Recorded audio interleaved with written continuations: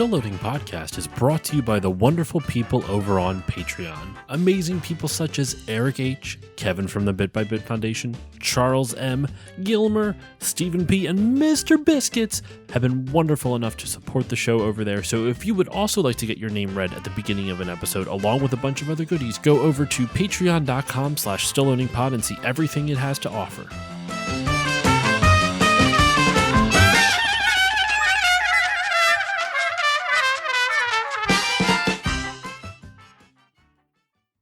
On this episode of Still Loading, hooray!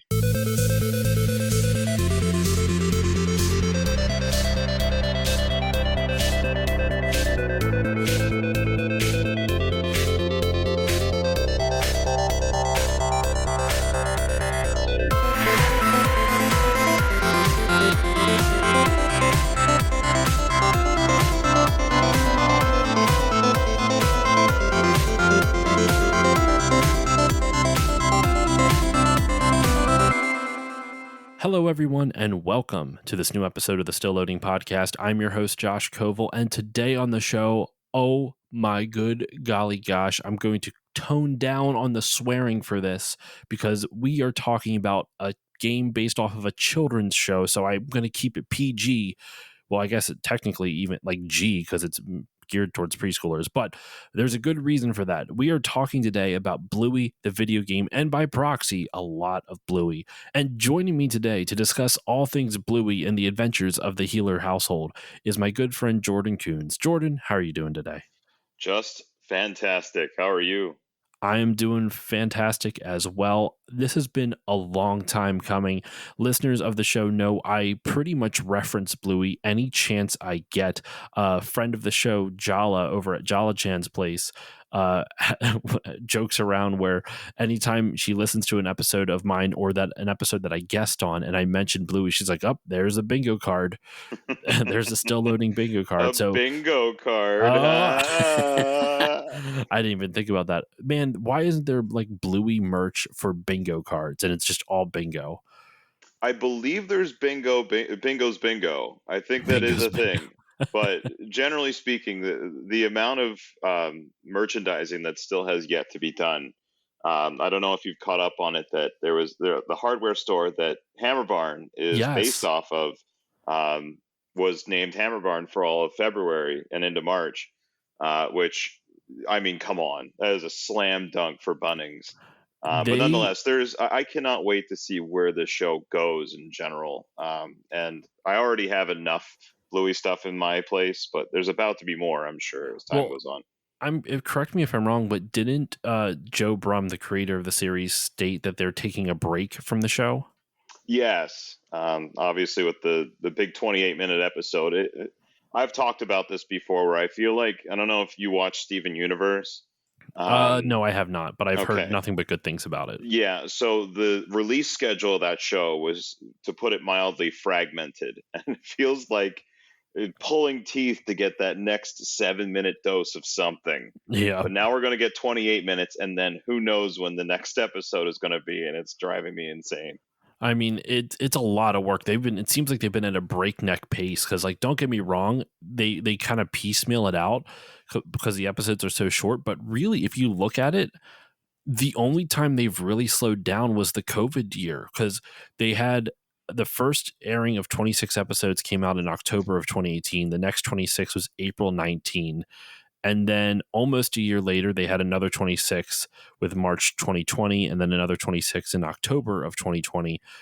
And then season 3 got fragmented, mainly, it seems, because of COVID. So they had 26 episodes drop in 2021, and then only 11 in 2022, 10 in 2023. And so far, and most of those just came out, those 10 from 2023 just came out here in North America like a couple months ago. Right. So it's been very fragmented, but now there's 3 new ones. I guess, well, technically it's listed as 3 on Wikipedia, but I believe it's only 2. There's like one on April 7th, which is the day this episode's coming out. And then there's a long one on April 13th, right? Yes. The episode Surprise is the one you're referring to, that no one knows what's going on with that one. What I can say is that eagle-eyed TikTok viewers will know that it did leak there because it was shown in India. Oh, So, and there, I would recommend not to look for it because I think it's been completely scrubbed. But there is something that happens that I wish I didn't see. I'll put it that way. I'm just going to leave it there, Josh. I will not ruin it for you like it was ruined for me. So well, it's a be good thing. happy that surprise isn't happening yet because it will absolutely blow your freaking mind when it happens. Nonetheless, these two upcoming are going to be very interesting because now that the release schedules of the entire world are coalesced for the first time ever, there's no real advantage for the people who go out of their way to watch it when Australia gets it. So Yep. this is unfamiliar territory for yours truly, and I'll be watching it for the first time with everyone else. I can't wait. Now, real quick before we move on, we've been talking all about the episodes and the release schedule. I think it's good for the people who don't know what in God's name is Bluey. Well, Bluey is a cartoon created by Joe Brum and his studio Ludo Studio. I think it's just called Ludo. Ludo, yep. Just Ludo, straight up Ludo Ludo. Studio. It's Ludo Studio. yep. It's a cartoon geared towards preschoolers, which revolves around the Healer family. Bluey Healer, which is a 6-year-old, and she does grow up as the show goes on. She's 7. I believe she's up to 8 towards the end of it. With her younger sister Bingo. The dad is Bandit, and the dad is Bandit, and the mother is Chili. And those are their names. The dad's name is Bandit. I just realized out of context that makes no sense at all. So the dad's name is Bandit, the mom's name is Chili, and it's just kind of all about their adventures as a family. And on the surface, I think the reason why I can't stop talking about it, you can't get me to shut up about it, and why Jordan, I know people can't get you to stop talking about it, is because this show, as much as it is geared towards preschoolers, there is the writing in it is so strong that it's basically like people always talk about how Pixar movies are good for kids, but there's always those jokes thrown in there for parents type of thing. Hmm. Take that idea, but instead of just throwing jokes in for parents, which they do have very subtly, there's a lot of messages and themes that are double meaning. It can mean something for the kids and it can mean something different for the parents. And that's what's so unique about it. Like this show, without going into detail, we'll talk on it in depth after we talk about the game because there is a game. That's why I can finally talk about this show in depth on the podcast. Some of the themes of these episodes, though, are like the cycle of life, like coming to grips with your parents' mortality. There's episodes about infertility. There's episodes about loss and death. There is episodes about bullying. It's still even helpful as an adult to kind of see the parallels on that. There's also about mother guilt or like parental guilt. It's specifically that episode is focused on Chili, the mom, but you could apply that to to yourself as well, whether you're a mom or not. It's dealing with the guilt of like not knowing if you're doing enough for your kid or if you're doing the right things for your child. Like this show tackles really heavy topics in a way that I've never seen other shows tackle in such a tactful and well-written manner. I cannot sing enough praises about this show.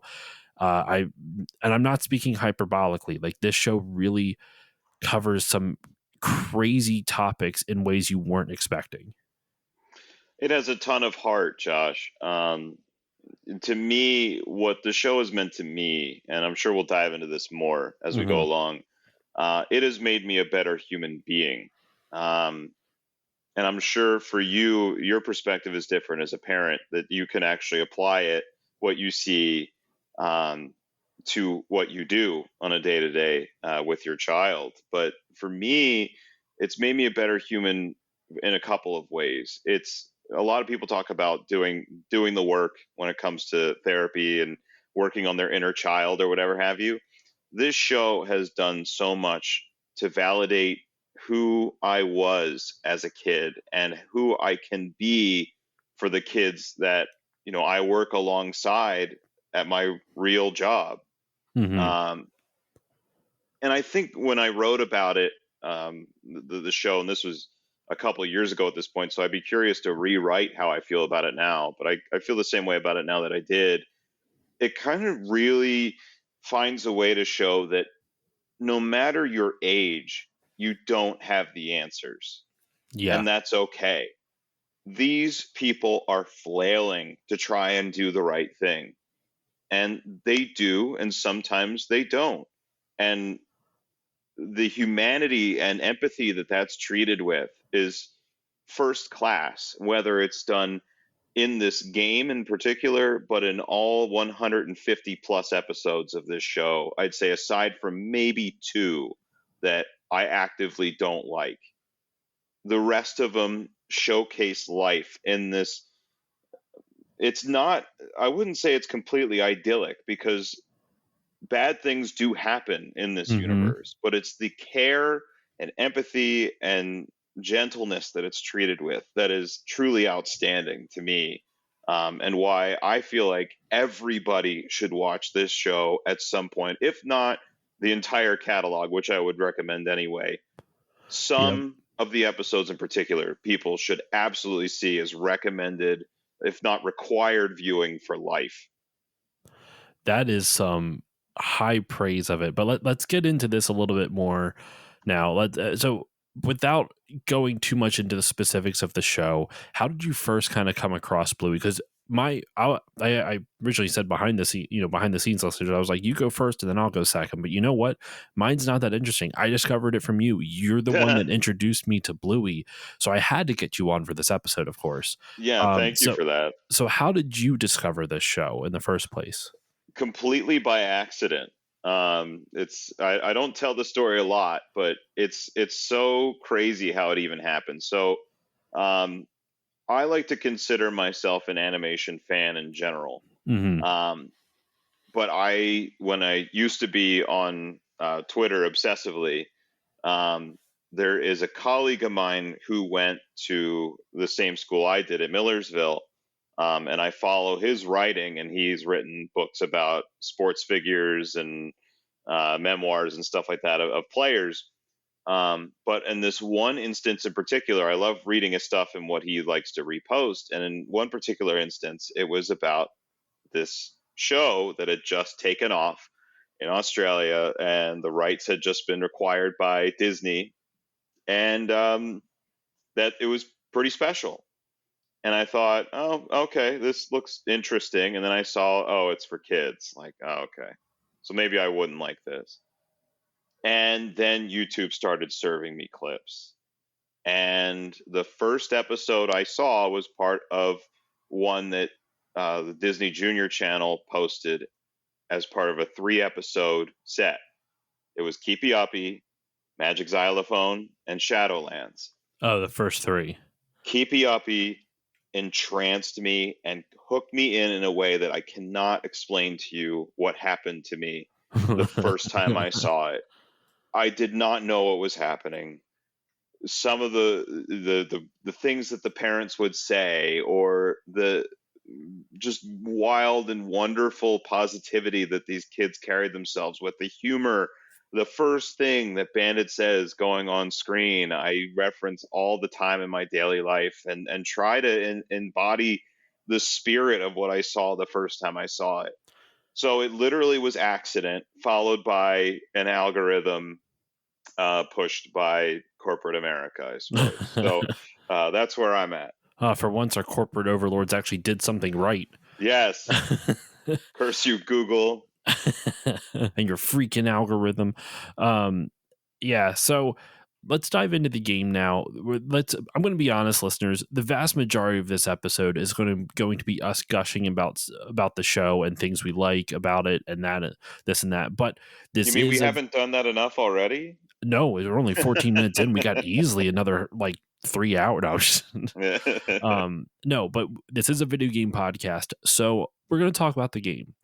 Bluey the Video Game came out on November 17th, 2023. It was developed by Artax Games and published by Outright Games.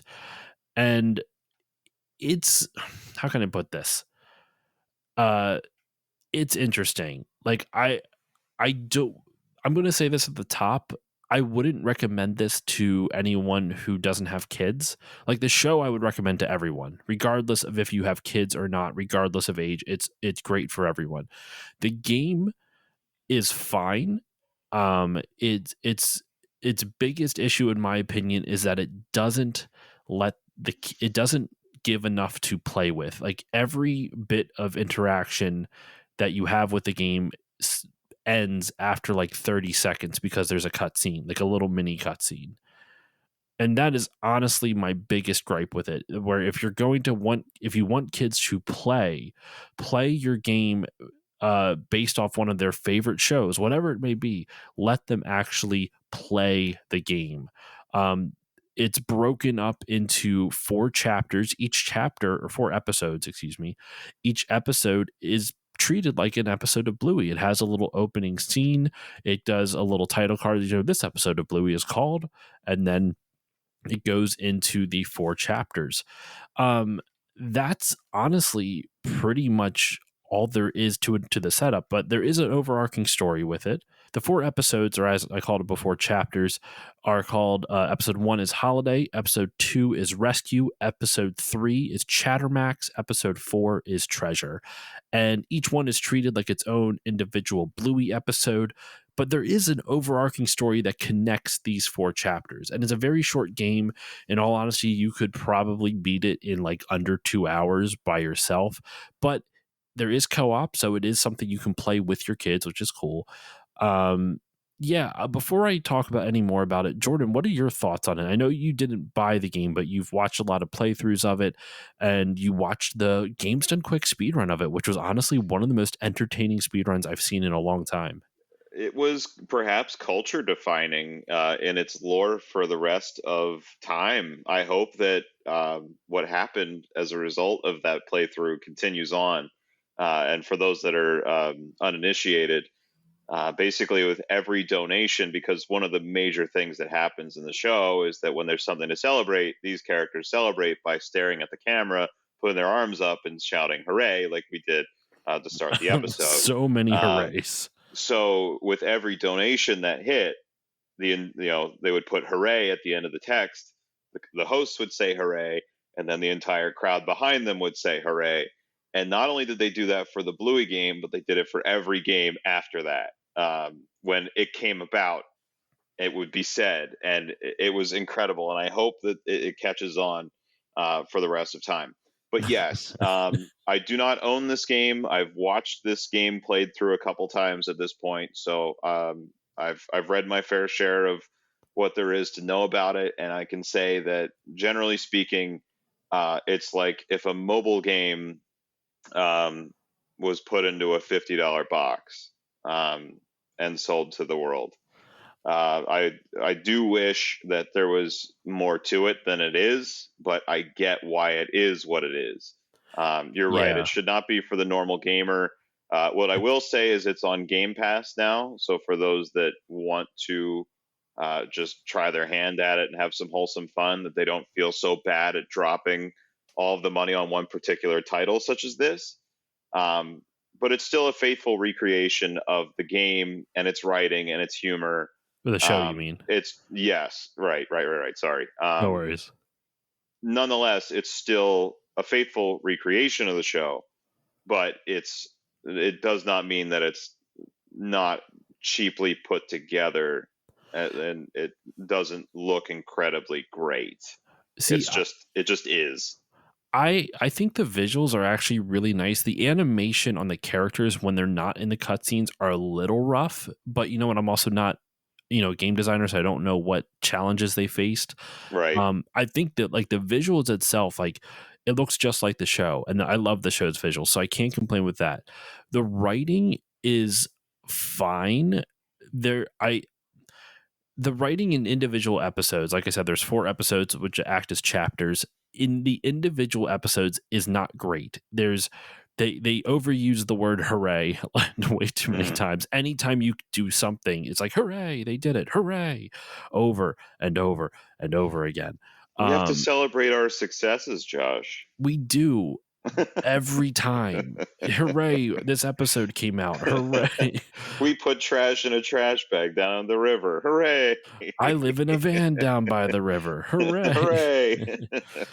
um it's like that's frustrating. I think the gameplay itself is, here's the thing. I don't know what types of restrictions the developers were given, because a lot of times, especially with a licensed title, there's very specific things they are allowed to do and not allowed to do. I would be confused if they weren't given a whole lot. I would assume they would be given a decent amount of freedom, because I'm pretty sure Ludo owns the rights to the show. Like they sell licenses to other people to be able to distribute it, like Disney. Like Disney does not own the show. Right.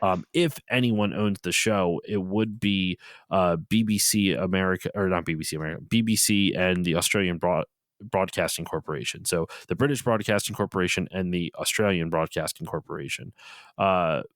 BBC Studios apparently holds the global distribution and merchandising rights.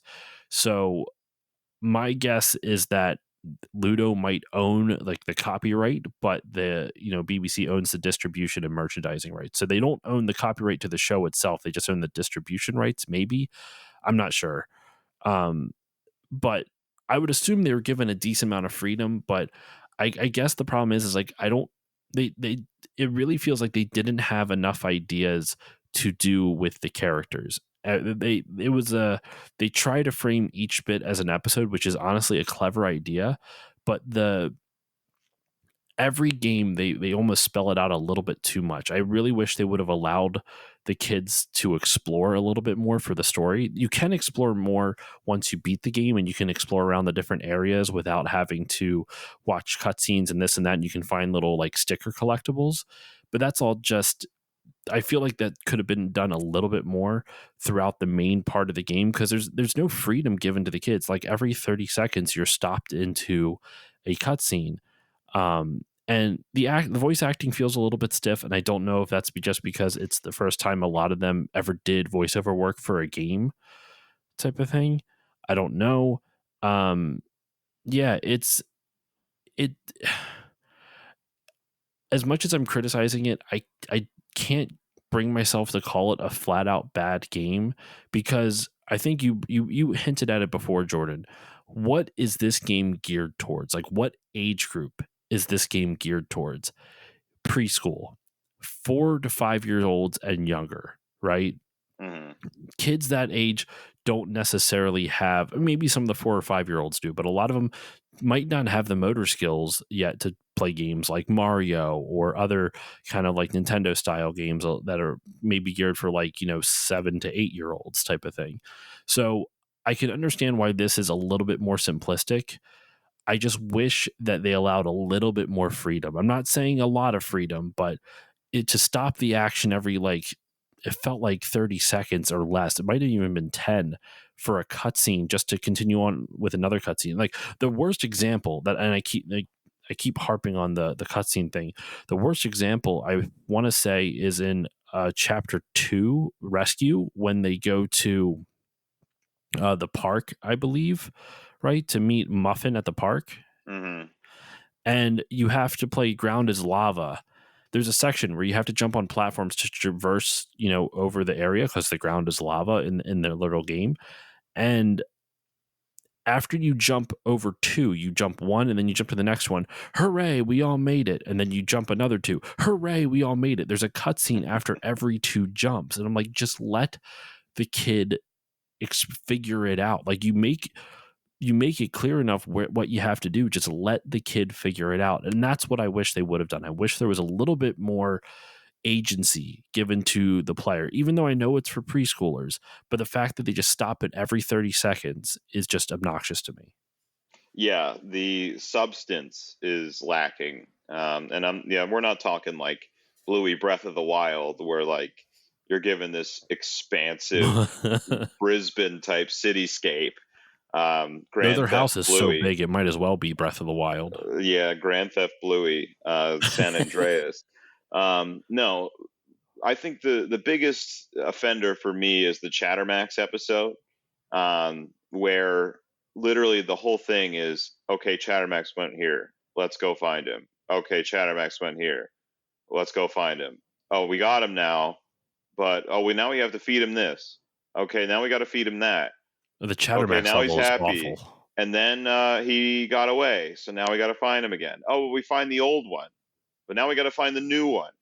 It's like, oh my god, just like I it's think infuriating. part of me, and they brought this up in the GDQ speedrun. Is it bad game design, or is it the most genius game design because it ties in the theme of what Chattermax is, the most obnoxious thing on this planet? So they made a level that matches its energy. Fair. It doesn't mean fair. it's fun, though. It doesn't mean it's fun. It gives us Furby nightmares. That's clearly what it's modeled after.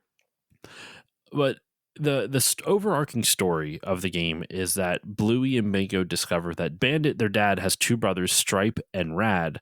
And when they were kids, they had a treasure. They dug up and buried a treasure, and they drew a map, and then they tore the map into 3 pieces, and each one has one.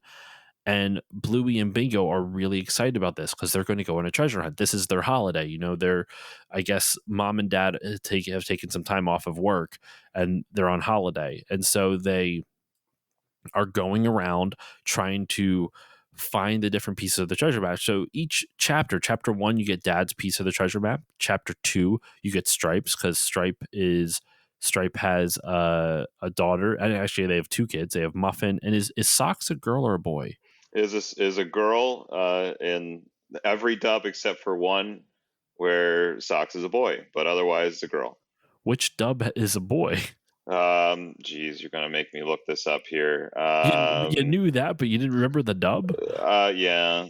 Blame That's it funny. on me. So in the Dutch, Hebrew, and Russian dub, Socks is male. That's so strange. Yeah, doesn't make a lick of sense.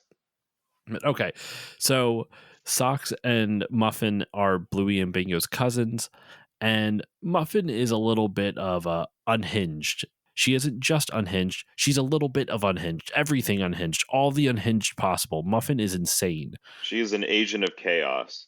I love her and I dislike her. She's honestly, they use her really well in the show to teach a lot of good lessons, and I like that. They don't make her a bad kid, they just make her a different kid. Like, you know, her behavior is very different from Bluey and Bingo, and I like that.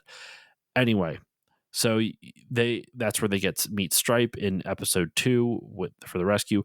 Episode 3, Chattermax Rad stops by to visit, and he's the one that brings that Chattermax, like we mentioned, we kept alluding to it. Chattermax is like their version of a Furby, but it's like a Furby on steroids.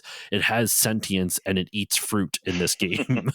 It goes upstairs. It's horrifying. It's awful. Dystopian. It's a dystopian Furby. Chattermax is a dystopian Furby. Full stop. Oh god. And so once you get all 3 parts of the treasure map, then you go to episode 4, which is them digging up the treasure. You also see Chili's dad in chapter 4 or episode 4, and his name is Mort, which I think it's just, I like how all of them have dog names, but except for Chili's dad, his name's Mort. Mort Cattle.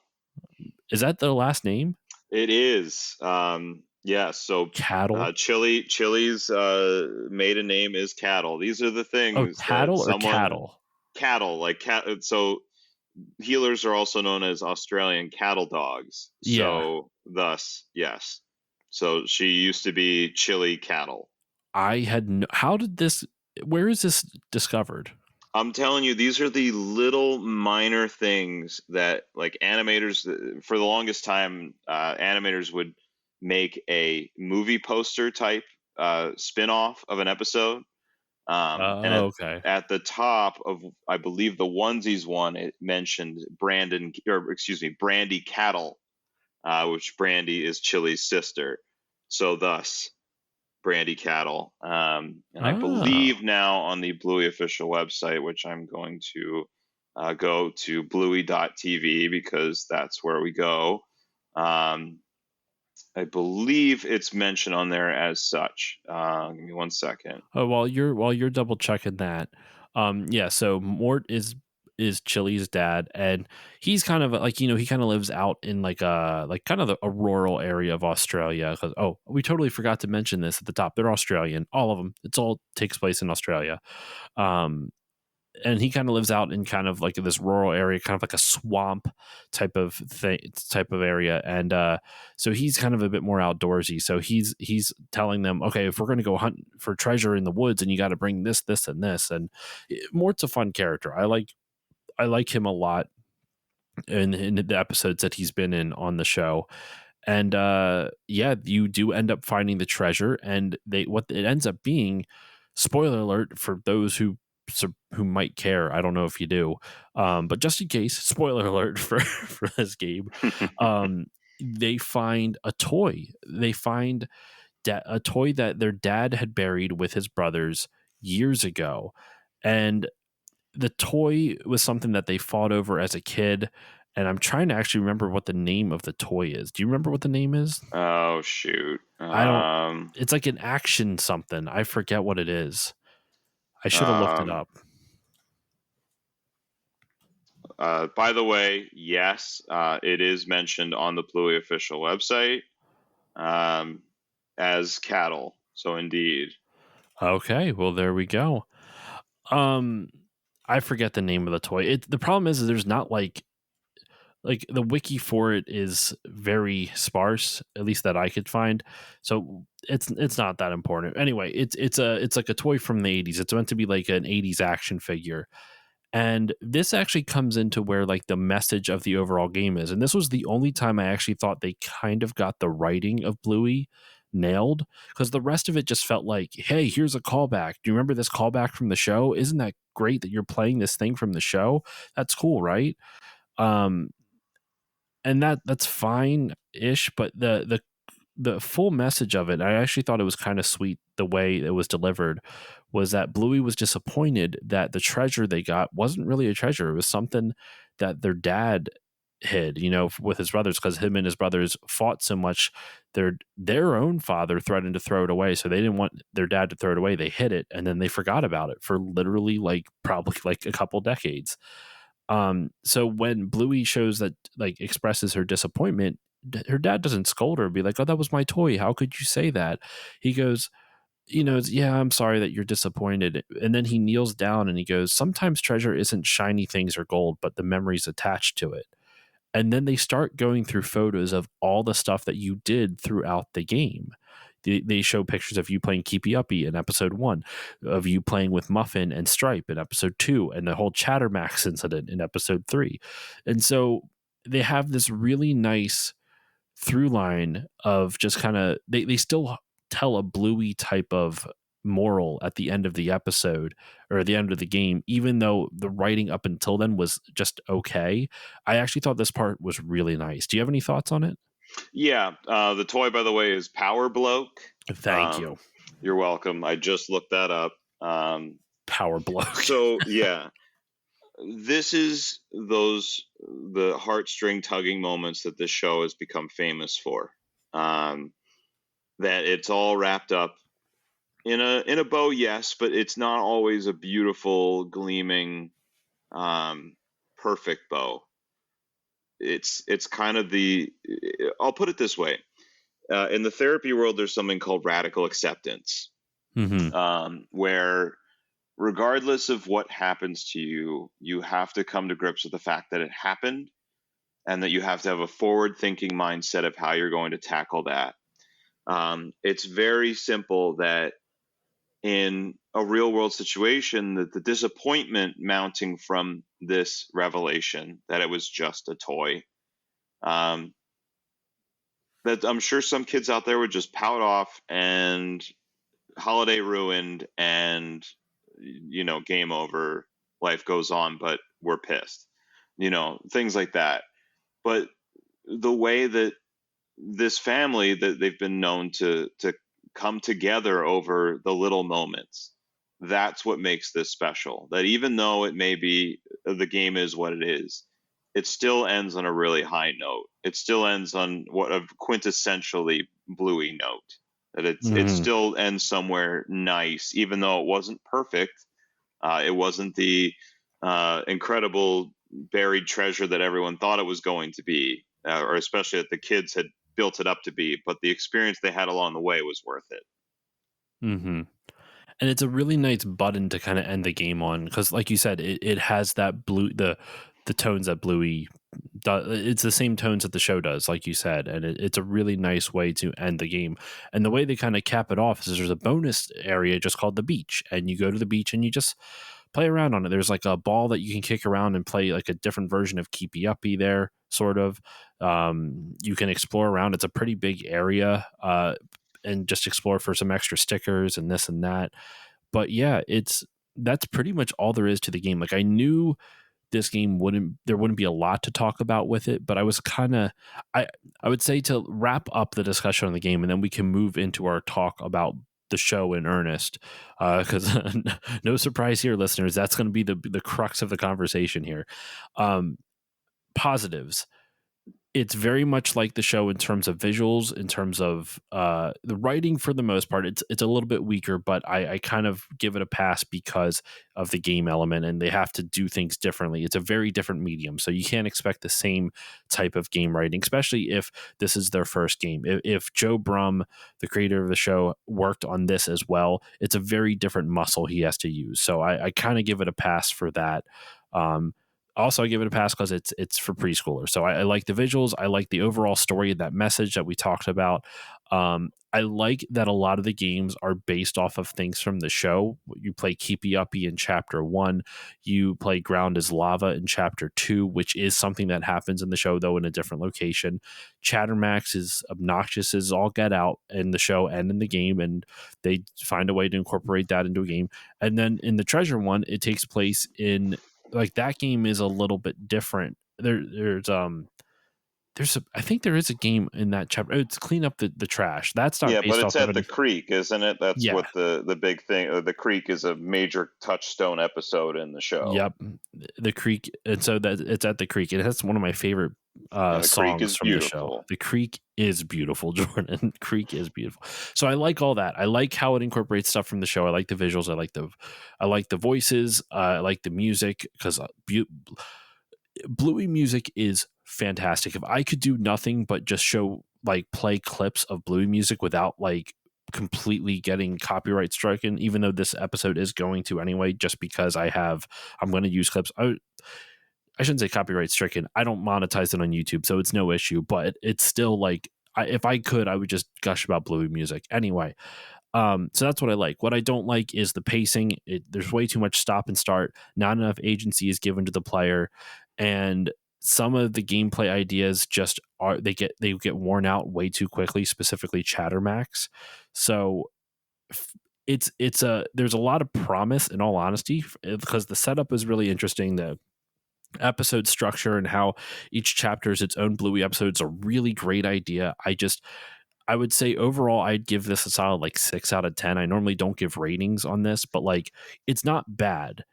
It's just not like it's not bad. So it's not like a 5 out of 10 or a 4, but it's still not anything that I would say is like outlandishly good. It's there. And I wish maybe a 7 out of 10 if I'm being generous. You know what, 7 out of 10, just because the emotional through line at the end of episode 4 with the whole treasure thing, because that's what Bluey is about, and they are able to nail that. So that's the game in a nutshell. Jordan, do you have any final thoughts on what you were able to view of the game? Yeah, I would say just next time the polish of the game means a lot, especially with how polished the show is. Um, and you see this in as you had mentioned, the voice acting is stilted, but also one thing that the creators of the show have had to deal with is the fact that these kids are aging. Yep.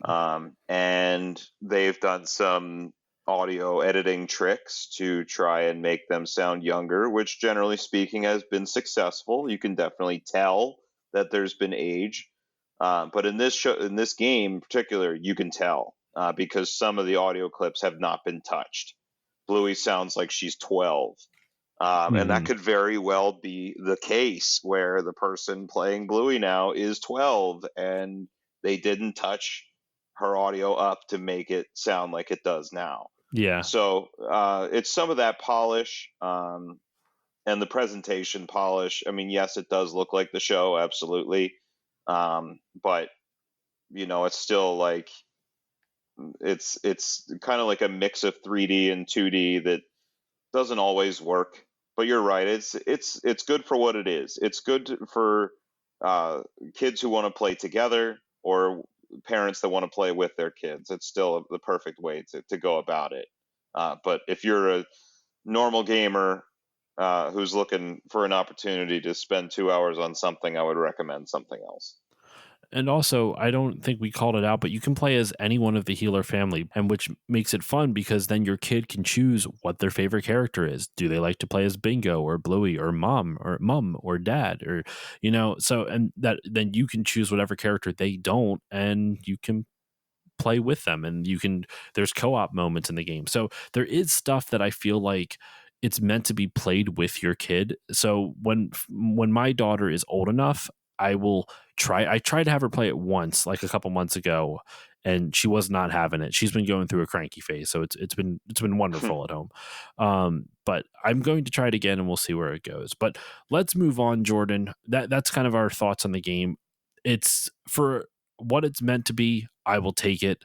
I would love to see a Bluey game that has a little bit more substance to it, but you know what? I'm just happy one exists, so I'll take it.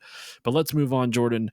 We're going to talk about Bluey in earnest. And the way that I wanted to structure this was just kind of talk about some of our favorite episodes, because there's too many to talk about. So listeners, these episodes aren't that long, but they're only about 7 to 8 minutes, and that's after credits. If you include the opening song and the credits, it's actually probably more like 6.5 or something, like, or less. They're very short, so you can burn through episodes very quickly. What I will say, just for anyone who is curious, we will probably be spoiling some things on here. So if you don't want to be spoiled, you might be surprised, maybe this will intrigue you to go watch it in anyway. But just in case, I just want to let you all know we will be spoiling things. The last recommendation I will say, if you do plan on watching some of these before you hear our discussion with them, in all honesty, as silly as it may sound, I recommend watching from the first episode, not because there's an overarching story, not because there is any through line between all of them, other than it's the adventures of the healer family.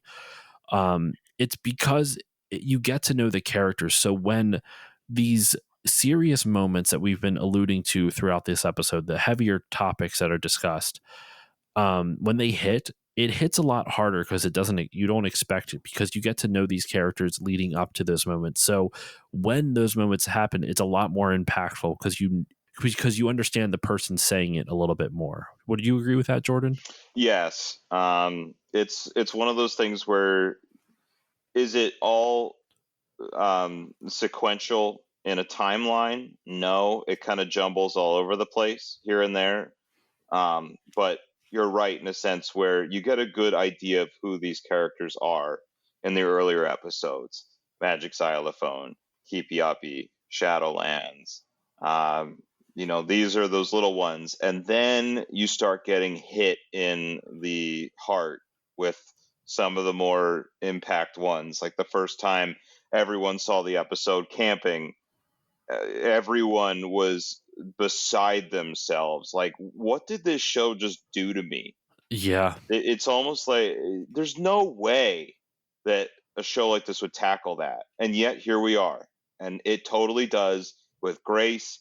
Okay, I'm getting ahead of myself, but Yeah. yes, I There's agree so with you. much to I'm go not gonna. into. Yeah, I agree with you. I'm just gonna stop there. I agree with you. There is so much to go into, man. But all right, let's move on to the episode. So I asked Jordan here what 5 of his favorite episodes were, and I came up with 5 for my own. I'm sure we're going to talk about some honorable mentions and probably cheat on this list a little bit, and we'll see how long this goes. We may not get to all of them. But my list now, I don't know about you, Jordan, but at least for me, I don't know what my top 5 favorite are. It was hard enough for me just to pick 5 to talk about for this, because like there's so many episodes I left off that I'm like, this episode meant so much to me and it has such a great lesson in it.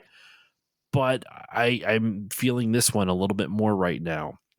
and that kind of thing. So I want to throw it over to you, dude. I want you to talk about the first of your 5 episodes. In any order. It doesn't have to be in the order that you wrote it down in. Just what's one of your 5 episodes? So a lot of ones that I chose are ones that I relate to a lot, and one of them I left off that I absolutely love, and um, I'm sure it may be on your list, so I won't spoil it. But nonetheless, I'm going to start mine off with Bin Night. Midnight. And Okay. this one, when I first saw it, S tier immediately. And there's many reasons why. If you want me to jump into it, I Yeah, I mean, definitely can. I guess real quick, the theme of that episode, and you can agree or disagree with me. That'll be a fun part of the discussion if we end up disagreeing. I feel like the lesson in this one is how to deal with bullies and bullying, and how like approach it from a parental perspective, but also from a child perspective. Would you agree with that? Yes, and I would also consider it growth, Mm, because there are so many things happening in the episode that are not focal points that, because of the attention to detail, they still happen. So in this case, the phases of the moon are changing. yep. The plant on the patio is growing. Bluey goes from having a normal belt to a golden belt after what is presumably 4 weeks of doing karate. Oh, I didn't even Um, notice some of those yeah, it's things. all these little tiny things. And the way that this family approaches their kids is put on full display in this episode. And clearly, there's healthy communication between the two parents, Bandit and Chili, um, because clearly, whatever Bingo, who is going through the rough time in this episode, is talking about with her dad at night, must be talked about when the kids go to bed. And it's now Chili's turn to come up with some words of affirmation for her child. Um, and it's that growth over time that leads to this wonderful conclusion of, okay, this is how I handle a bully. But then it turns out that you kind of get this sense of hurt people, that the Yep. bully was being bullied too. And Bingo decides, I'm going to be a good person in all of this and make this bully feel welcome. And it's just this beautiful resolution of how we can put our best foot forward to stick a hand out to the people that sometimes you may not expect that need it. But Yeah. additionally, the healthy communication of parents with their kids or adults with kids in general, um, the times where Bluey would ask something really wild, like, can I be a scarecrow when I grow up? Their And the response is answer is pitch not perfect. this, yeah, it's not roll my eyes, that's dumb. It's if you like. And it's, oh, can I be a bin lady, which is a trash collector when I grow up? And it's not like, oh, well, I had bigger visions for your life. It's not shaming them for having these ideas, it's embracing their ideas. And when Bluey comes up with the idea of, oh, well, the recycling goes out when the phases of the moon are this and this, and their neighbor Doreen says, oh, Bluey, I think you're going to be a scientist when you grow up. And Bluey looks to her dad and says, can I be a scientist when I grow up? And his answer, if you like. And it's worth celebrating. So there are so many things happening in this 7-minute package that you just, it's insane to think about how many things are happening. But it's the kindness that it's treated with, that the kids are not treated like they're dumb for having ideas and thoughts and insecurities. It's Mhm. embraced and it's tackled head on. It's not pushed aside. We're talking about it and we're moving forward. It is, that episode inspired me quite a bit.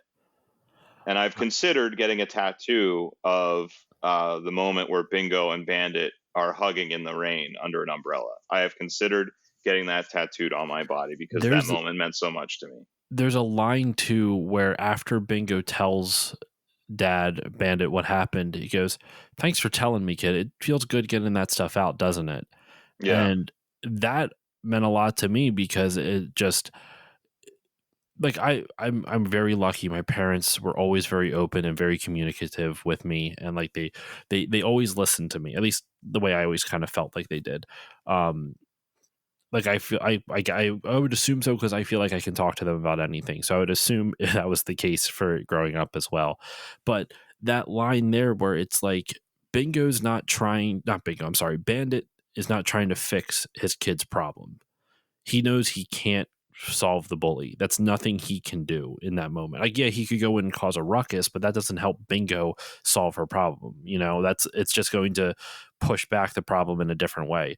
This was a way to teach Bingo how to deal with a bully, and he was doing it with like you said with a lot of grace, a lot of understanding and empathy, and it's really well done. It's a great episode. That's a great first pick. Now it's your turn. All right. So I went all around. I picked some episodes that were super emotional, some that were silly and just made me laugh. So we started off with like a really emotional one. So I want to get one that's a little bit silly. All right. Okay. Grannies. Okay. Gotta shout out the Grannies. Grannies is an episode all about where Bluey and Bingo dress up as grandmothers, as their version of what they consider to be grannies.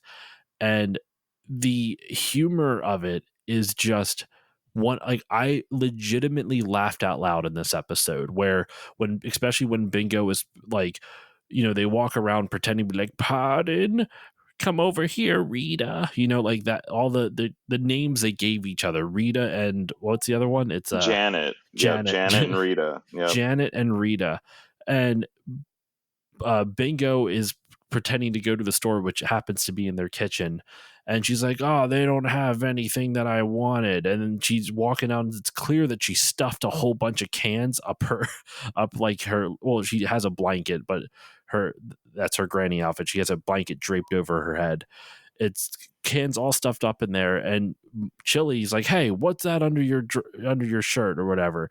And you just hear, "Run, Rita." And the moment she does, all the beans slip out, all the cans slip out, and she slips, and she has that line, "I slipped on my beans."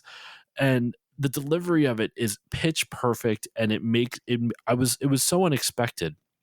And even like the music, though, kind of like old timey, that da da da da da da da da da da da da.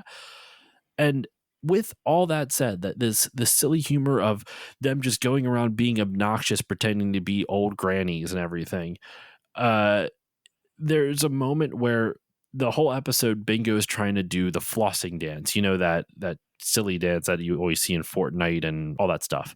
And she's trying to floss, and Bluey, her older sister, keeps saying, "Bingo, grannies can't floss." And she keeps going, "Yes, they can." So they eventually call their grandmother, through FaceTime, their Nana. And Nana at first can't do it. And then Bluey thinks, "Oh, I won this argument." And Bingo's disappointed. And the lesson is here, do you want to be right or do you want to play with Bingo? And I love how Bluey's like, "Can I have both?" And their parents are like, "No, you can't always have both." So she goes back to Nana and be like, "Nana, you're gonna learn how to floss."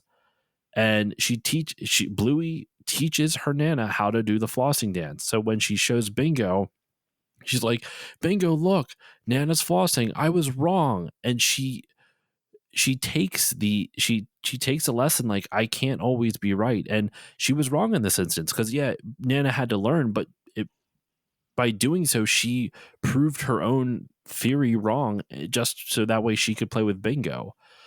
And I don't know, I like, even in a lesson, even in an episode that's really funny and goofy and silly, they still have moments like that. But it's not done in it's not.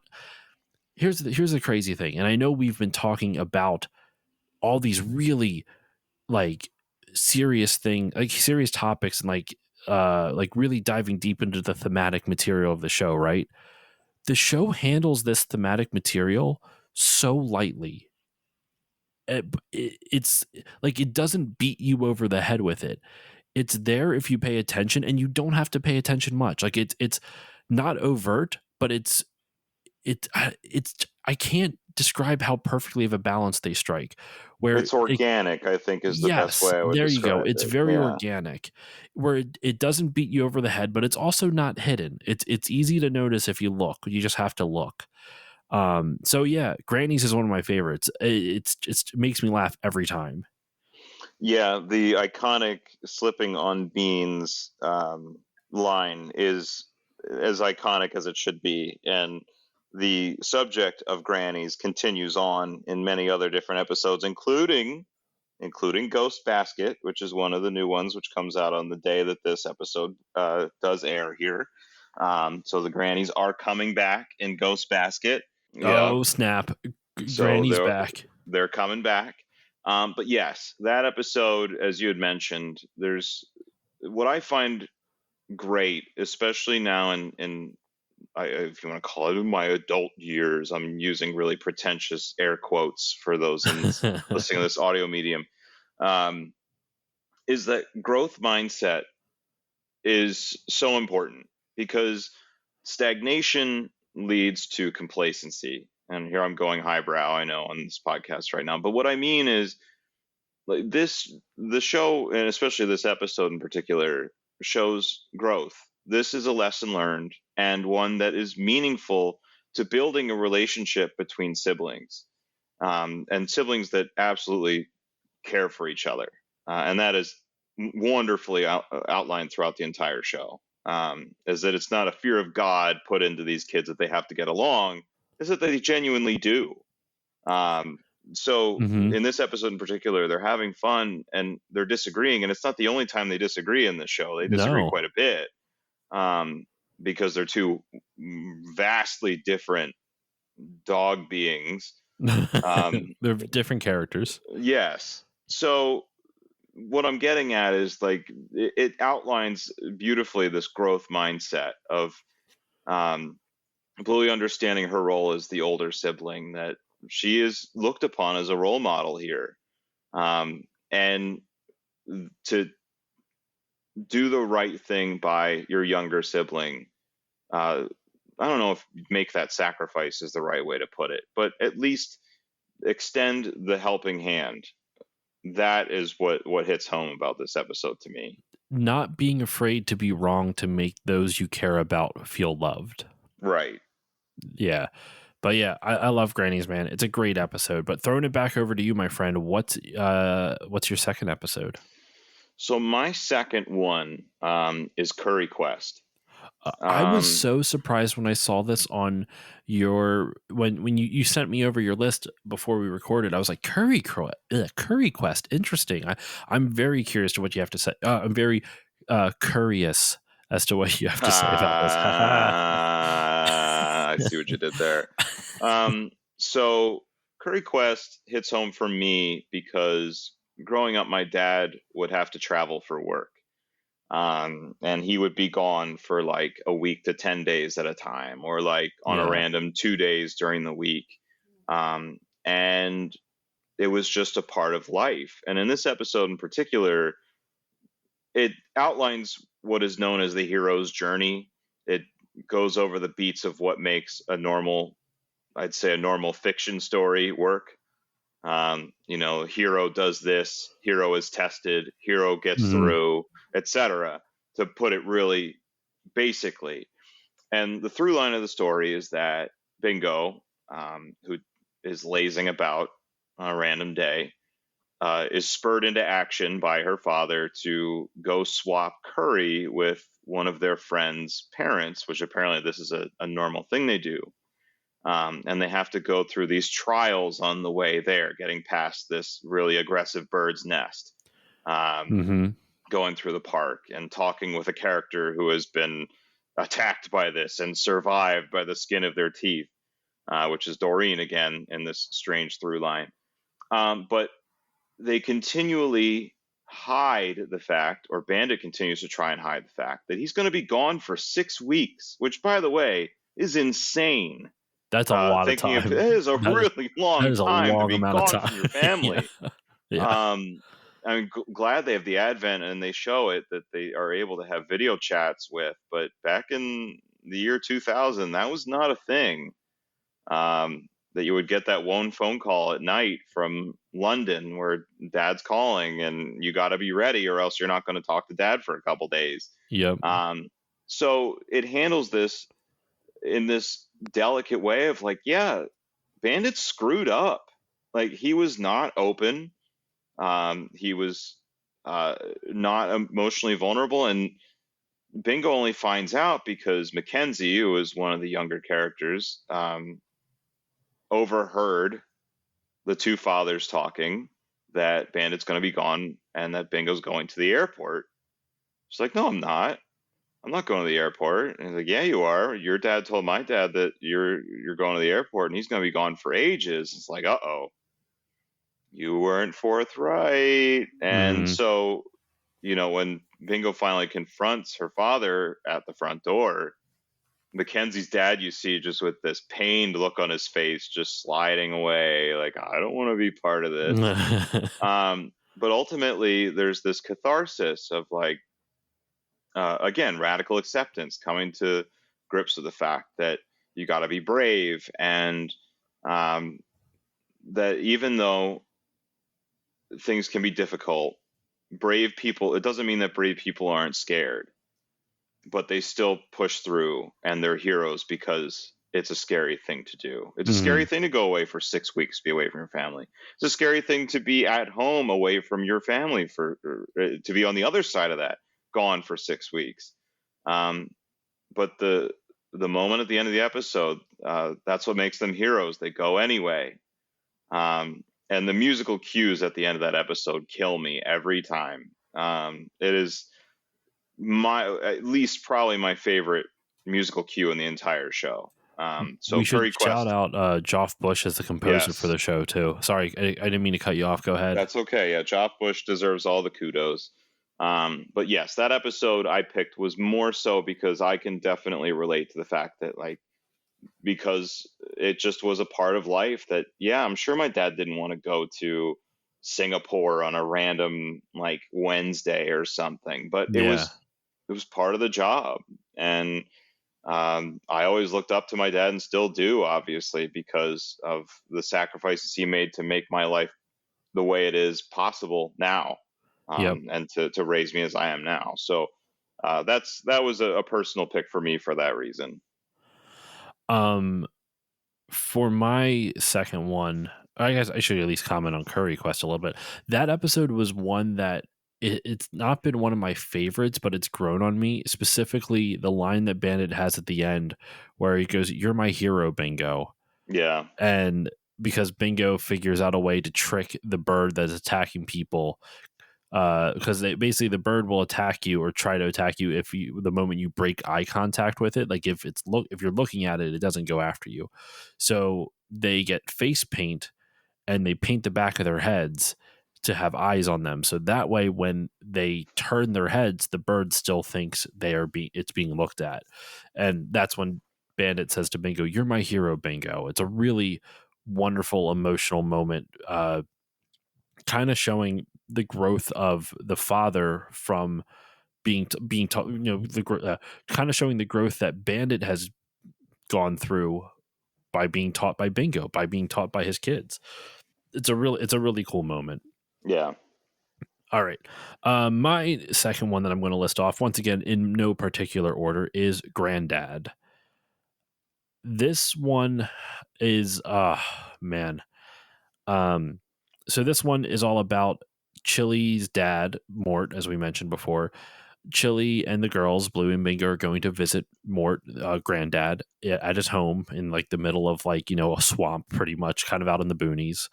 And he, on the way there, their mom's like, Chili goes, "Oh, Granddad should be resting. He just got treated for heartworm," or something like that.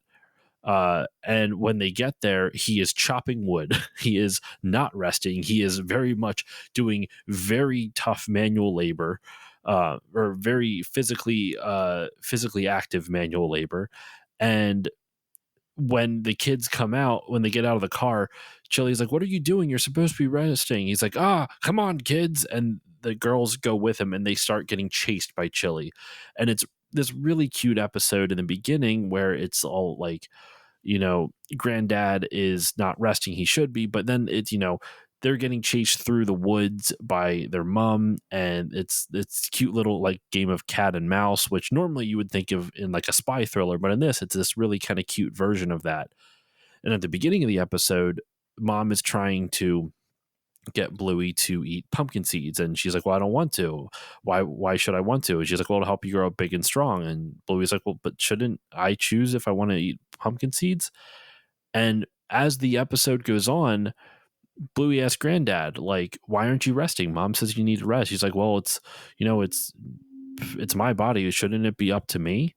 And it's like, it's my body. I can choose what I want to do with it. And so when her granddad offers her Bluey pumpkin seeds, and she repeats the same thing back to him, like, well, shouldn't it be up to me if it's my body type of thing? And there's a moment, which I know once again, the writing in this is great because the whole thing of like, it's your body, shouldn't be up to you. Yes, but they handle it in a interesting way where basically they ask the same question again to Chili when after she's kind of cornered her dad and he's hiding in someone else's house and she's speaking to that person. It's his name's Maynard. He's kind of like a crazy guy who believes in aliens, but he's like a lovable dude. And Granddad and the girls are hiding in his house, like on the edge of a pond, and Chili is asking, like, where are they, Maynard? Where's my dad and whatnot? And he goes, well, why are you asking me? And she says, well, he should be at home resting. And Maynard goes, well, if he was here, he'd probably say something to the effect of, well, shouldn't it be up to me? And Chili's response is, no, I'm his daughter. He should listen to me because I still need him. And what the show I think does really well there, there's another moment at the end that really gets me emotional, but that first one is like coming to grips with like, my parents are getting older and I want them to take care of themselves because I still need them around. Like, I still need my mom and dad. Even though I'm a grown adult. I was about to say a different word there. I'm a grown adult. And yes, you should have say over your body, right? But you also should understand that like there are people who care about you, and sometimes you need to take that into account when you're taking care of yourself. You are living for more than just yourself, which it's a tricky line to draw, but I think the show does a really good job of how they frame it like that, where you got to take care of yourself, not just for yourself. Like it shouldn't entirely be up to you because I still need you. You're my dad. I still need you around. And then they escape from Maynard's house and they canoe across the pond, and Bingo shouts the iconic line, "We canoe!" And Chili has to run around the other side of the pond, and that's when Granddad finally decides, like, okay, enough's enough. I'm going to take a rest. And he sits down on the dock, lets the girls swim in the pond, and Chili comes up and she's like, "Hey, I got you." He's like, "Oh, I knew you would." And she sits down next to him, and he puts his arm around her. She's like, you used to take me here when I was a kid. He goes, "Yep, that was ages ago." And then she leans over, rests her head on his shoulders, like, and he goes, "No, it was just yesterday." And then the camera doesn't move, but there's a flashback where Chili suddenly de-ages down to the time when she was like 7 years old. So you're seeing it from Mort's eyes now. And that's how the episode ends. And that episode covers so many different grounds. It shows like personal responsibility to take care of yourself for your loved ones around you. That's meant for Bluey as well as adults, like her dad. For me, it brought something like the emotion it touched on me was just parental mortality. Like, my parents are fine, thankfully. They're not going through any health scares, but they're starting to get up there. They're in their 60s now, and that's still young, but that is the time when you really need to start really seriously paying attention to your body to make sure that you can stay around for a good long while.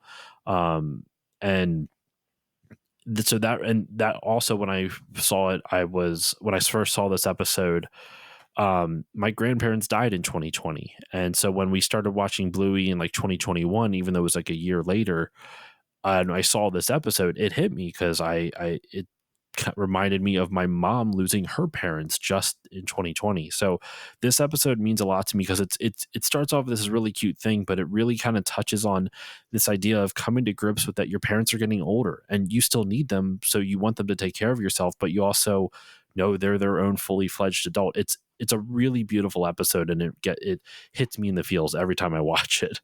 I don't have a lot to add on top of that. I think you touched on it well, but what continues to hit me more than anything else is if you've never seen this before, what I hope out of all of this is that we have, and I think it'll happen, we have the most emotionally intelligent children out of the upcoming generation because of the emotional intelligence that this show teaches, and I they're sure hope not so. they're not afraid to show that the adults make mistakes. Or be sad And about their mistakes too. yeah, I'm not. It's not on my list, but duck cake comes to mind. yeah, actual consequences for actual actions. And it's not going to be perfect at the end of the day. But the fact that they're able to forgive and move forward and love each other nonetheless, like, I'm sure it was a really annoying day to run around the bush and figure out where in the world her children are. But at the end of the day, um, they all got somewhere at the end of it. There was connection made. And as you'd mentioned, uh, bodily autonomy. My goodness, like, did we get that in Rocco's Modern Life or like Gullah Gullah Island or like I No, don't think so.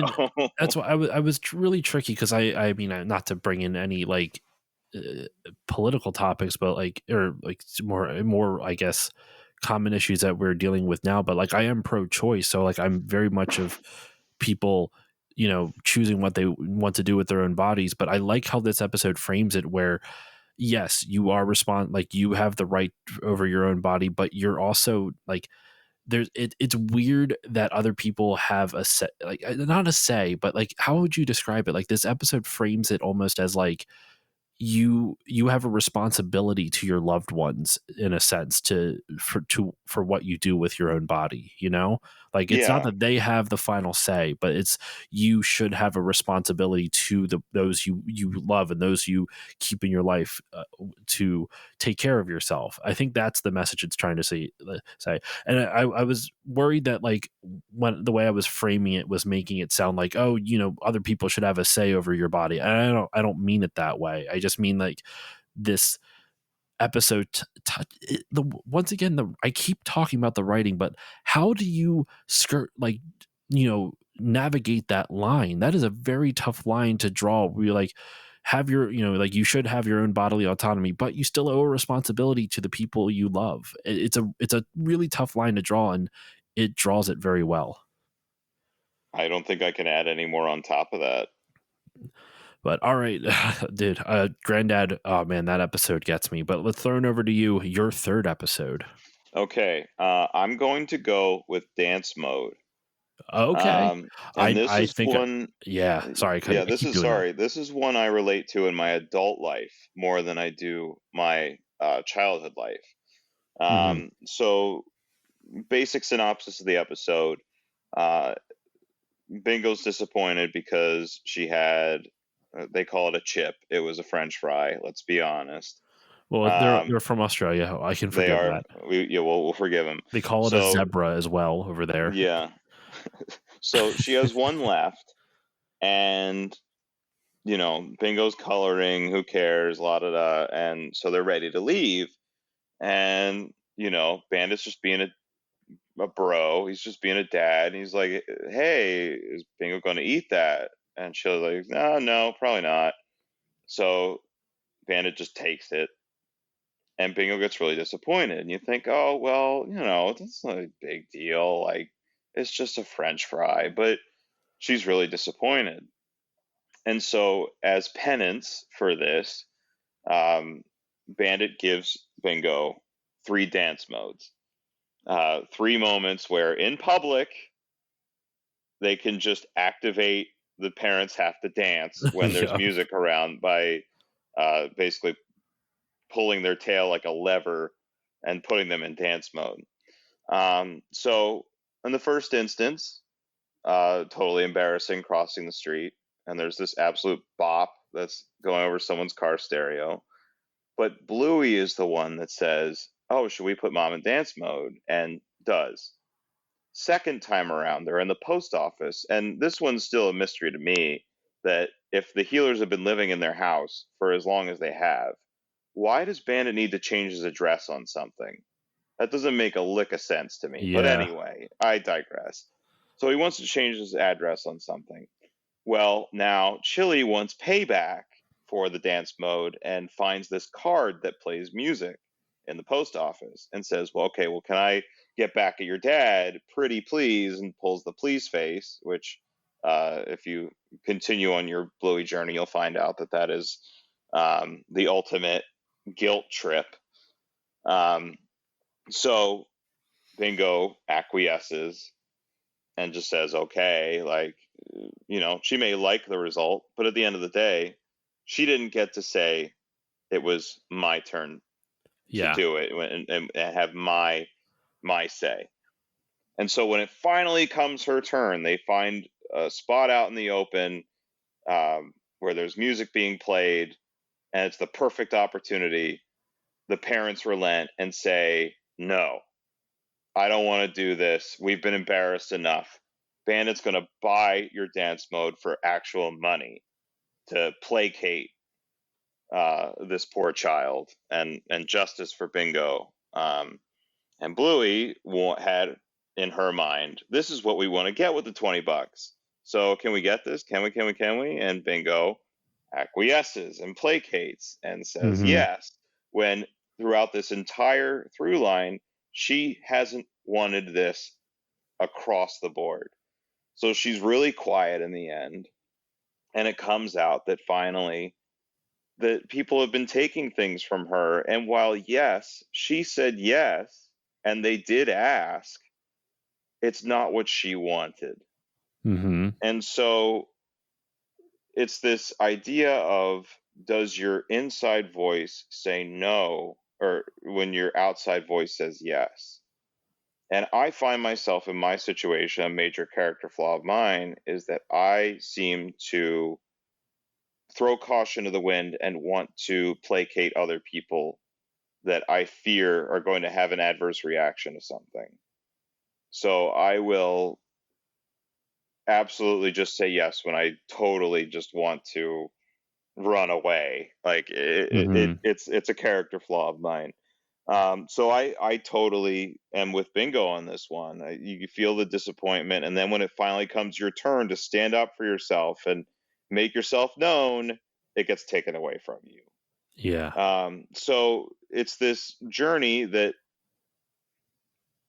you have to accept, um, or you have to take stock of what you expect out of other people and not to make decisions for them when they have all the reason in the world to make the decisions they want. Not to make them for people, to let people make decisions for themselves, even if you Mm-hmm. don't agree with them. Because it grows a more confident person. And at the end of it, yes, does Bingo get what she wants? Absolutely, but it's totally deserved, and it's a great payoff. And I think specifically the fact that the toy that Bluey kind of coerced her into getting with the $20 dad gave her was that yes no button, which which perfectly illustrates what you're saying. Does your inside voice say no when your outside voice say yes? And Bluey goes, oh yeah, kind of like this, and then hits both the buttons at the same time. Right. I also think this episode really does a good job of illustrating what you referenced before, man, of how communicative the family is with each other. Bingo's feeling sad, so the whole not just sad, like she's feeling not heard, and they do a good job at recognizing this isn't just like a ordinary sadness. Like this is something that's like something's on her mind, and all of them not stop what they're doing, but all of them be like, hey, what's going on? And they try to help her. They all have her best interest in mind, and they want to see her succeed, Bluey included, which I'm going to get into in my final thoughts on the show when we get to the end, but like you didn't see that with a lot of shows. There was always a lot of sibling rivals in shows, so it's a breath of fresh air when you see two siblings who genuinely like each other. And an episode not on my list, but the one I think it's called like Butterfly or something like that. Butterflies, yes. Butterflies, that one illustrates that perfectly, of that sisterly bond they have. But any final things on dance mode before I go on to mine? No, I just feel like it's again, these massive highbrow thoughts on a show that's meant for children. But continue. Geared towards children. Oh my god. I'm going to go into another happy one for my third one. This one is called Neighbors. Neighbors it's basically actually kind of deals with a little bit of like bullying that we saw in Midnight, but basically Bluey kind of in like their playroom area, she takes a bunch of the couch cushions and makes her own little makeshift playhouse that she can read a book.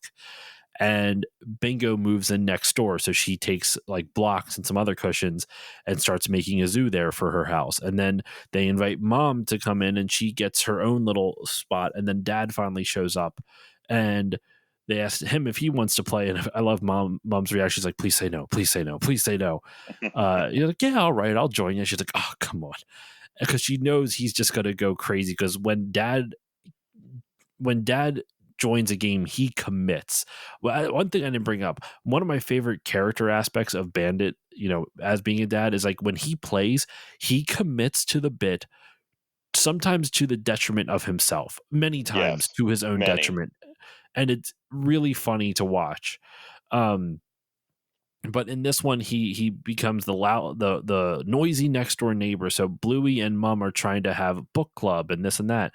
And every time Bluey goes over to visit Mum, Bingo pushes back some of Bluey's wall to make room for more of her animals. So Bluey keeps losing more and more of her house until it's literally all gone.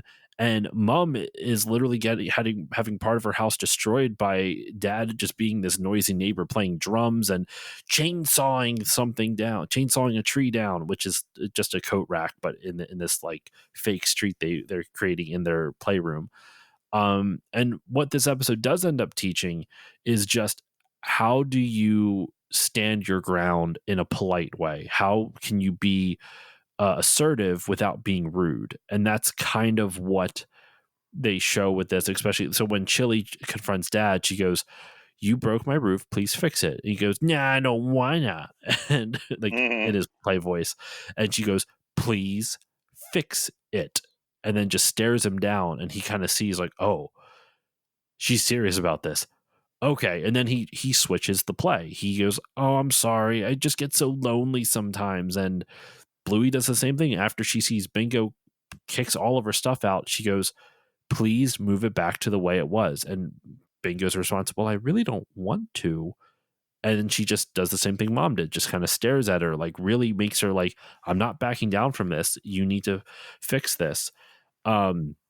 And she goes, "Okay, but where are my animals going to go?" And Bluey, always the problem solver, takes those animals and brings them over to Dad, so he's no longer lonely and acting out. Really cute episode with some, once again, as the show does, with some good morals and some good lessons to learn. But what I like about it more than anything is the way the episode ends. The music is so upbeat and kind of jazzy. And Bluey's final line in the episode is like, "Oh, I love this street." And it pans out, and you just see all the neighbors going about their business. And then it pans out even further outside the Healer household, and you see all their neighbors kind of talking to each other and kind of coexisting in this really lovely, like world they live in.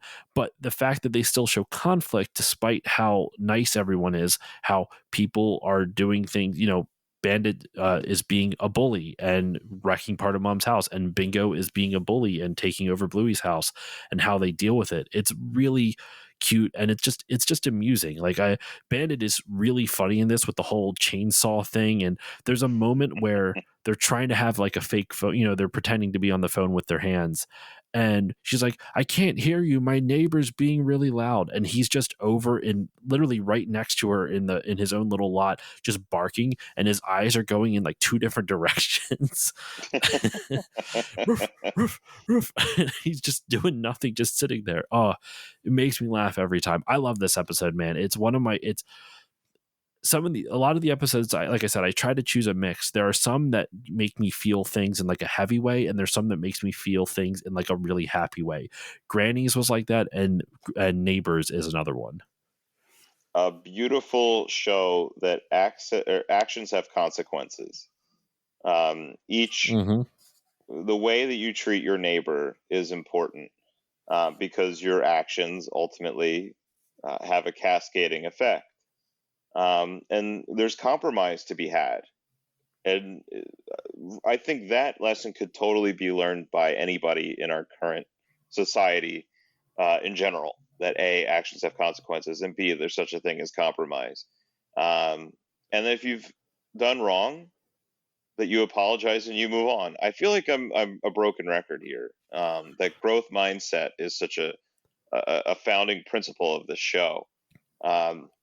That yes, there were mistakes made. One could argue by just two of the four. I don't think all four had mistakes made, but that they stood up for themselves. But they did it politely. It wasn't a full blown argument. It wasn't a complete mess. It was, okay, well, how can we make this better? In this instance, we fix the roof.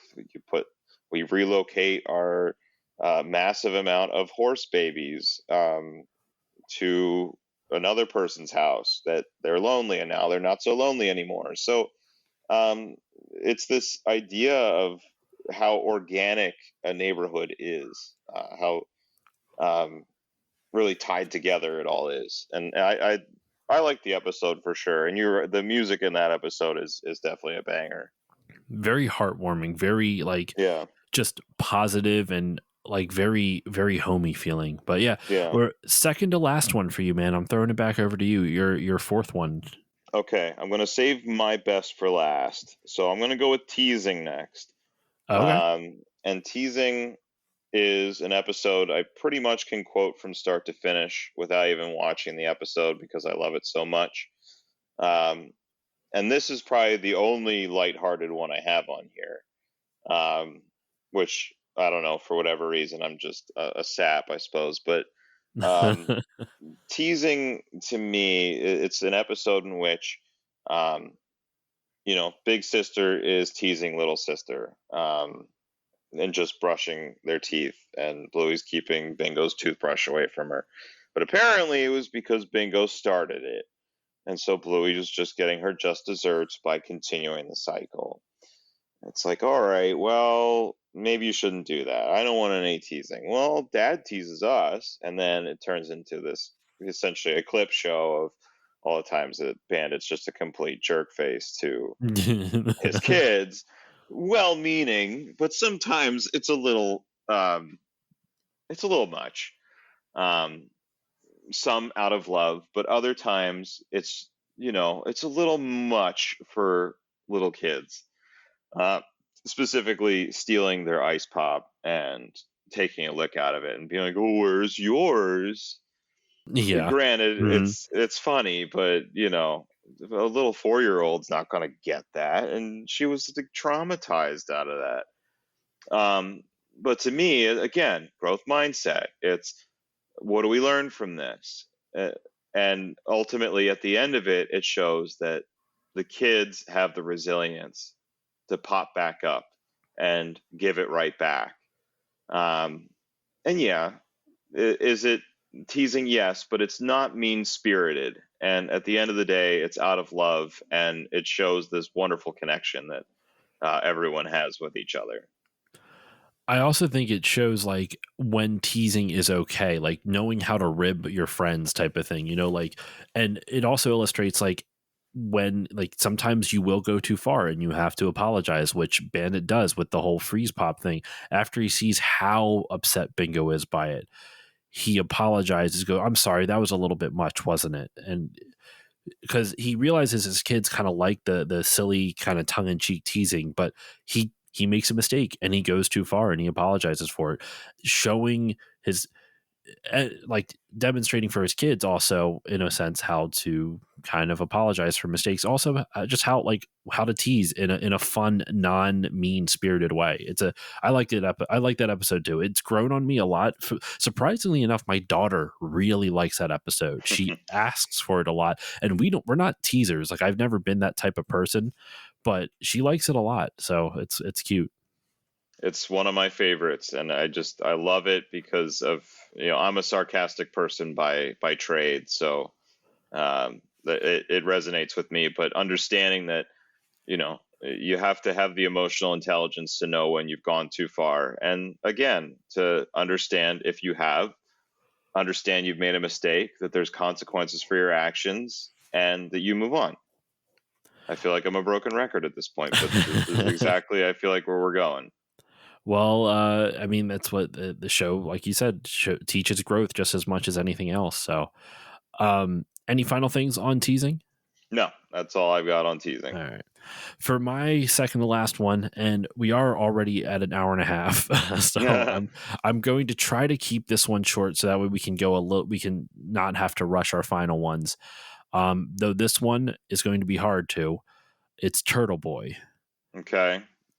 I love Turtle Boy because honestly, a lot of it's the soundtrack. I love the song they use in that episode a ton, but I also love that it's an episode about Bingo going to the park with her dad, Bandit, and they see this little stuffed animal and they name him Turtle Boy and they play with him. And Bandit keeps saying, like, we can't take that toy. His owner might come back for him. And I like the way, like, I guess it's an Australian saying, like, it's not the done thing. Like, it's not the right thing not the right thing to do. Yeah. He's like, I'm not sure if it's the done thing. And they leave it there. And while they're leaving the frame of like what you see on the TV, another little kid and his mom comes into frame, and it's a hearing impaired dog named Dougie. And they actually use sign language. They show full conversations with his mom and him, and using sign language, which is awesome because you don't, even to this day, despite how much progress has been made to being inclusive for people who are hearing impaired, there's still not a lot of representation for that in kids shows. I mean, I shouldn't say that. I don't watch a whole lot of. I watch a lot of kids shows, but maybe not as many new ones. But this one, I just like how this one shows it, and I love the idea of like that. I don't know what the underlying moral is for it. I just really like this wholesome story of this shared toy that no one wants to take home because you never know who's going to need it. And it's really cute thing of like, we don't need this right now. We have toys at home, so maybe leave it for their owner. And it turns out like, there's someone else who's always going to play with it. And the final line of the episode is Bingo says, I hope Turtle Boy's owner comes back for him soon. He's like, I don't want him to be lonely. And that's a really cute line because then the very next scene is you see Dougie, the hearing impaired dog, come back in, and that's how the episode ends. It's a very sweet episode, very cute. I'm still having a hard time necessarily finding the moral of it, but it's just this very sweet and kind episode, and that's what I love about it. Yeah, selflessness is what comes to me. Like in the Paw Patrol spinoff in the beginning of the episode called Cat Squad. I believe it's the character, so beautifully named Catty, by the way, that says, how I behave doesn't affect just me. So at times, Bingo, selfishly, wants to prevent anyone from finding this toy. And so she does everything possible to try and hide this thing. And ultimately it keeps getting found. But at one point, she goes through all this song and dance to try and hide it, just so that she would have the opportunity to take it home. But it's that growth of finding out that, hey, this isn't always just about me. This wasn't mine. Is it really the right thing to take this home and take it away from someone who may be looking for it? and ultimately it gives joy to somebody else. And it's left ambiguous whether Dougie really acts on that thought because he also wanted to take it home. It's Mm-hmm. left ambiguous whether or not what happens on that final play date there. But it was that action that led to another person's joy. So how we behave affects other people. Even if we Simple. don't see it, even if Yeah. we don't see it directly in front of us. That is very true. It's such a good episode. And the song at the end is just beautiful. Like I love the music from that episode. But all right, I'm going to save any more thoughts for my final one. Jordan, throwing it over to you, your final episode that you want to talk about today. It's interesting that the episode I chose has like 5 words in it. But Oh, I think I know which one. Yeah. Rain is my final choice. This to me is precisely the kind of artistry that I don't even know really how to put it other than it's just beautiful. First, the music strikes you. Mm-hmm. It is incredible. It was originally a voiced track, which you can find on the second Bluey album, Dance Mode, um, available on all streaming services. But it's an episode that has, like I mentioned, like 5 words, and the rest of it is through music and visuals. Yep. To me, what this episode means, and it's the simple thought of it is that Bluey is enjoying playing in the rain. Yep. And you have the child perspective where they're doing everything possible to have fun, and then you've got the adult who is freaking out about everything. Mud Chili all in the is house. Yeah, Chili's a mess. She is frazzled. The wash is getting completely soaked. I'm soaked. The house is a mess. And Bluey's just trying to have fun. And ultimately her task becomes creating a dam in their walkway by using all these objects and towels and whatever to make this bridge across. And as Bluey continues to go inside and track more mud in the house, Chili gets angry. But at the end of it, she realizes that she can't stop her child from having fun, even though she may try. And at the end of it, she joins in on the fun. Mm-hmm. And while it gets so close to that climactic moment where they're able to dam the entire walkway, they can't because the rain stops. But at the end of it, they say that they see this gorgeous rainbow, and the experience was worth it because they had fun. And then it starts raining again. And as they chase after what they left behind to try and make it happen again, that's where it's left ambiguous. Yeah. But there's, very little dialogue.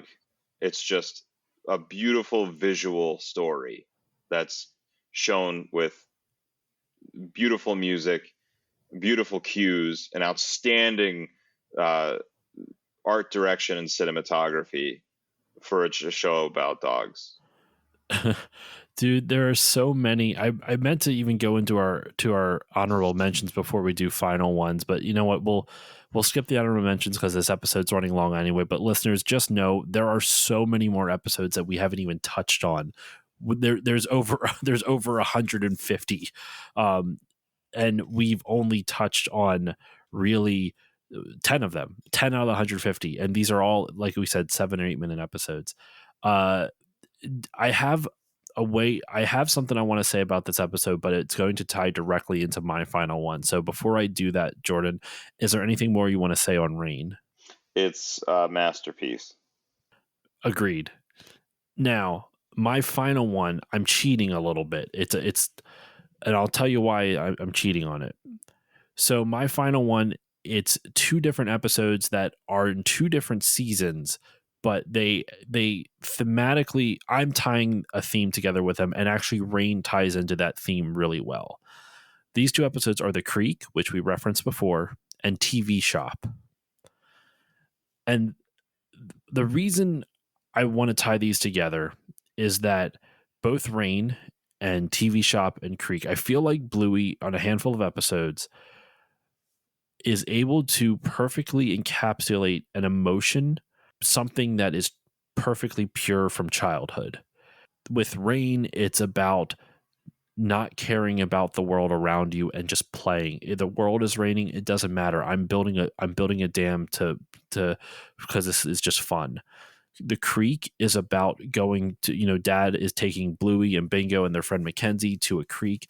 That one's kind of like childhood whimsy, being able to still being able to see something and have it feel magical to you because it's something new and different and exciting. And it's like, exploring that joy of exploration and like the whimsical feeling that it comes across when you're a kid. And then TV Shop is about Bandit taking Bluey and Bingo to the pharmacy. I forget what they call it in the episode. It's a different chemist. The chemist. That's apparently the way you say it in Australian. Yeah. So it's a pharmacy because he wants to get some vitamins because he's feeling tired. He's feeling a little bit old. And he's like, and the kids ask, why do you feel old? He's like, well, I guess it's you kids. You make me, which I didn't like that he said that. You make me feel old and young. So he doesn't say it as a negative thing. He says it more matter of factly, but whatever. That's just my personal preference. But the whole episode, they're in the chemist, the pharmacy, and they see the security cameras.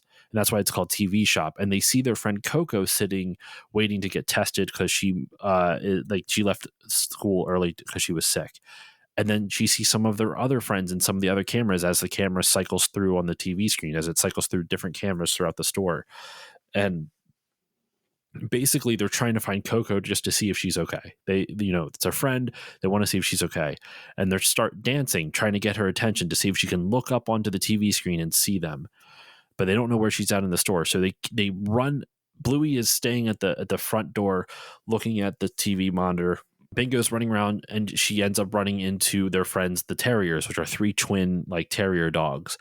And she gets them to help. And then I think she runs into Winton first. And then I don't remember which. It's either Winton first or then the terriers. But Winton is another type of dog. I forget what type of dog he is.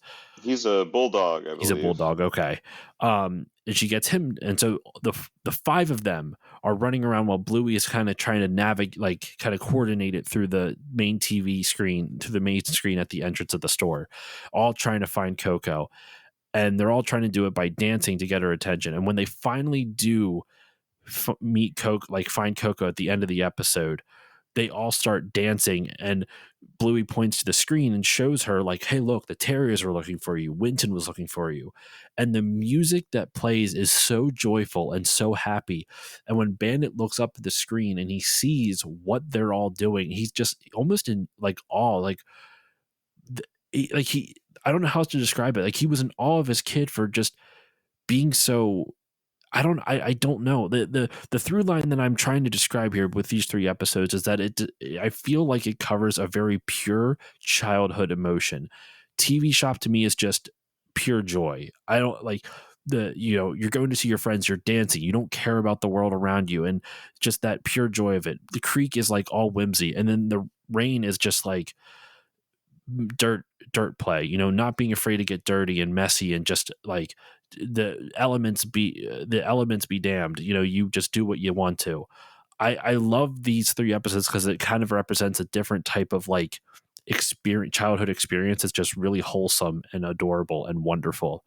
And I love these 3 episodes, man. That's why I put those 2 at the end, not because I wanted to spend a crazy amount of time on both, but because both really mean a lot to me for different reasons. Pizza Shop, I only saw like a month ago, and it's probably one of my favorites of all time, just because of that like final song playing and just seeing how happy everyone is. It's a great episode, both The Creek and TV Shop. Yeah, I get the feeling, like I said earlier, it's made me a better person, and episodes like that have made me a better communicator with kids and being vulnerable enough to be myself around kids, to let my inner child out to dance around with them, or just be complete, wacky idiots, for lack of better words, just being ourselves. Because in my real job, I work around kids all the time, and sometimes they need that moment to be seen and validated. And it's those moments like that that before I was really, stuck up, buttoned up like Chili was in Rain, but I learned to let go. And that show and those episodes in particular were big ways how I was able to kind of dig myself out of that.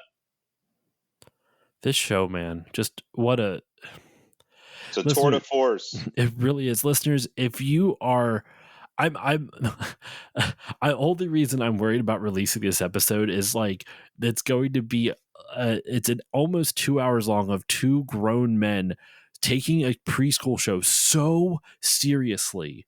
And on the surface that would seem so silly, but if you watch the episodes, I promise you listeners, there is so much there, and there's just so many episodes that we haven't even touched on, man. Yeah. Like Sleepy time. space, Space. Yep. onesies. Yep. Oh my gosh, Past the Parcel, even it's a little bit like less heavy, but that has a good moral in it. Like so Cricket. many. What Cricket? Oh my god, dude! The ending of Cricket destroys me. Also, not so much of a moral, but the Easter episode has one Yeah. of the best musical stings, like musical moments. It's not a musical. It's not like it's a song and dance type of thing, but like the music almost sounds like borderline Indiana Jones, but with like a hopeful through line to it. Yeah. It's wild. I love this show, dude. Let's give our final thoughts. Like, or just kind of like not final, but closing thoughts. Let's wrap up this episode. I mean, it's very clear this show means a lot to us, and this game finally gave me the excuse to talk about this show on the podcast. Yeah. And I couldn't have anyone else but you on this episode, man. So let's do our closing thoughts. Like, I guess I don't think we need to reiterate anymore what this show means to us. We've spent the last almost an hour just going through 5 episodes each. So what I want to do is final pitch to those who are on the fence on watching it. What would you say to them to get them to watch the show? It will change your life. I guarantee it. Because to me, what it's done for me, and I feel like I've said it more than enough, is it's fostered this sense of resilience and emotional growth, and the understanding that not everyone's going to have the answers or the right answer to everything, but we're at least going to try our best. We're going to put our best foot forward and be good people. And the show just really enforced a lot of things for me in my adult life that I wish I had in my childhood. Learning some of these, learning some of these things about resilience, both emotional and physical, but also just letting go.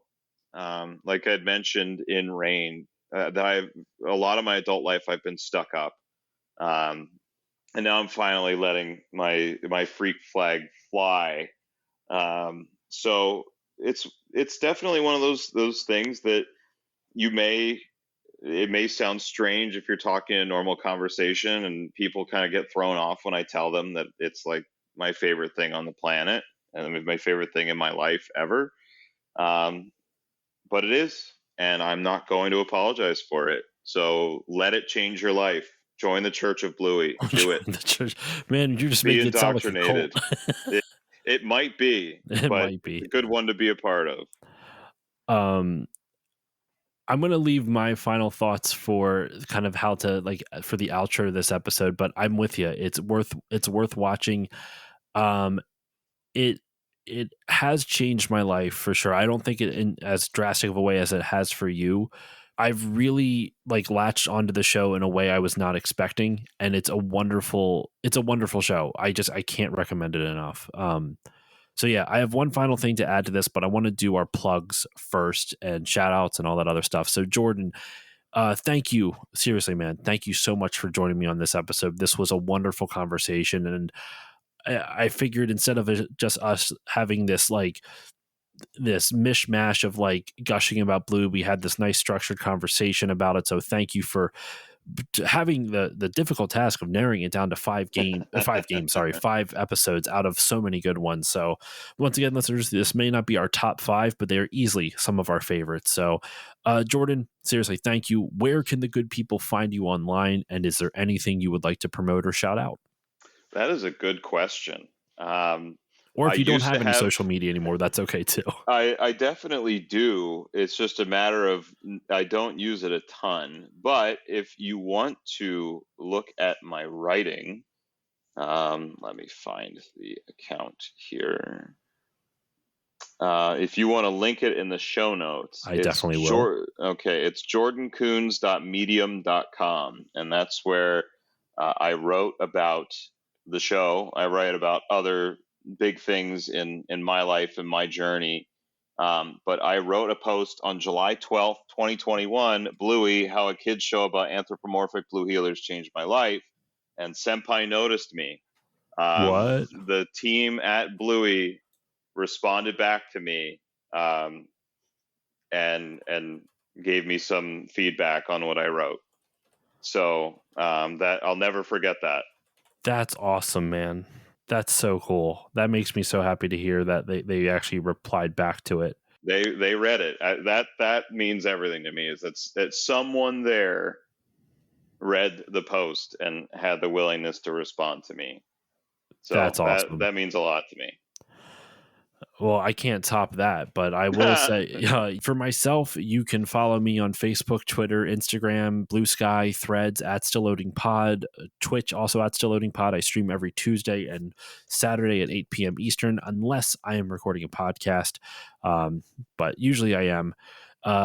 If you want to support the show, please consider giving it a 5-star rating review on Apple Podcasts or whichever podcasting app you use, because it helps more people find the show. It helps it helps it appear in more people's searches and stuff like that. So please consider doing that. If you want to support it monetarily, I do have a Patreon, patreon.com/stillloadingpod. For $1 a month, you'll get all the episodes a little bit earlier, as well as access to patron voting rights, which helps guide the direction of the show. And I do quarterly polls and polls other times of the year. I'm not going to, it's a little bit much to explain here, but I do other polls periodically throughout the year, but guaranteed quarterly polls to pick games to cover on the show. For $3 a month, you get everything I mentioned prior at the $1 tier, plus access to patron shoutouts, which you heard at the beginning of this episode. So if you want to get your name read, you can join it at the $3 tier.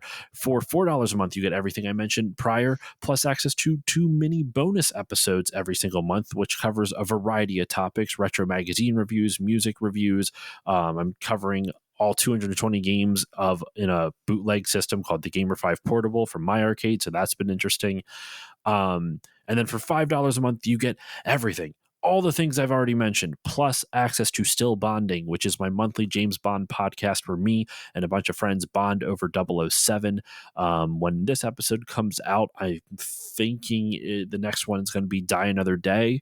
So that's the last Pierce Brosnan. That's going to be an interesting one. So that's all over at patreon.com/stillloadingpod. So that's it. That's all the time I got for you. Jordan, thank you so much for joining me. Thanks for having me. I appreciate it. It was awesome having you on again, man. It's been too long. And the thing I wanted to wrap up this episode with to say goodbye is what this show means to me. It's like I normally do. I'll see you all next time. I will finish off with that, but why this show is so important to me now. As a parent, you're supposed to model behavior you want to see in your kids. This show not only models behavior for your kids, Blue and Bingo have good relationships. It shows kids how to be siblings to an extent. It models a good relationship for your kids to aspire to. It also models good parenting for parents. You can see what Chili and Bandit do and kind of model yourself after them a little bit. One thing I've taken into my life is Bandit's willingness to commit to the bit. Like when you play in the moment, like be 100% into the game that you're playing with your kid. It's a beautiful thing, and this show does so many wonderful things like that all throughout it. So that's it. That's my final thoughts on Bluey. Thank you all so much for listening. I probably still won't stop talking about this show, but maybe this will keep me off it for at least a little bit. So yeah, that's it. Thank you all for listening, and I will see you all next time.